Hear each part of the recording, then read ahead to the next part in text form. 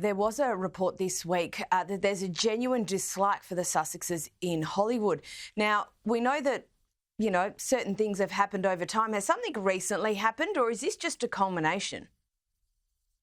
So it's somewhat of a combination. I mean, the most recent, I wouldn't call it a scandal, but the most recent event, which was quite telling, was the absence of the Duke and Duchess of Sussexes at the Emmy after party, which was hosted by Meghan's agency, WME, which she's signed to.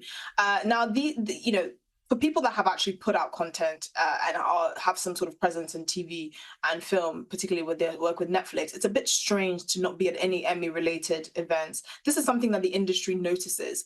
And to not be at an event hosted by your own agency is also quite a curious thing, particularly because we know the Sussexes are not shy with mingling with the Hollywood crowd. Now, we don't know whether they were not invited or whether they chose not to go, but there are sort of questions around actually where is their standing in Hollywood, which we know embraced them with open arms. I mean, there were so many people at Meghan and Harry's wedding who objectively didn't even know the couple. You had the Clooneys and Oprah and all of these people that were just clout chasing and were happy to be there to show their faces, because that's what the industry is. It's just one giant attention fest. But the Hollywood Reporter released quite a scathing piece on the couple, saying that they didn't really hear anything positive from people that have worked with them. We know that the Sussexes have had a problem with staff retention, and this harks back to not only the incident that Harry wrote in his book Spare about William talking to him about him alienating members of her staff when she was a working royal, but also complaints that Meghan is a bully, that the couple are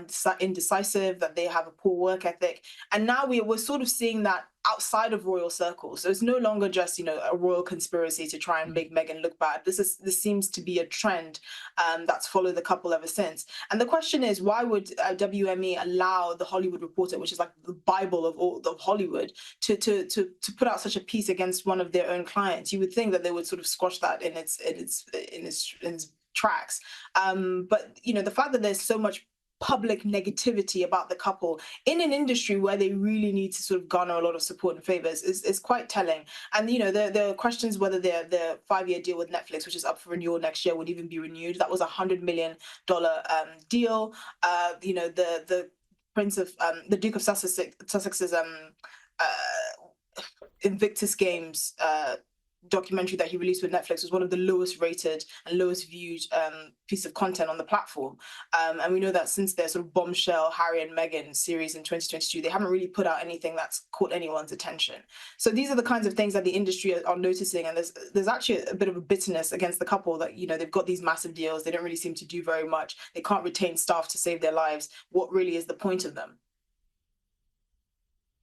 Well, I think that's a question a lot of people have been asking. And like you said, they've seemed to be a little less tone deaf than perhaps what they were, but still probably not striking the right note that they need to. Esther Krakue, thank you so much for joining us.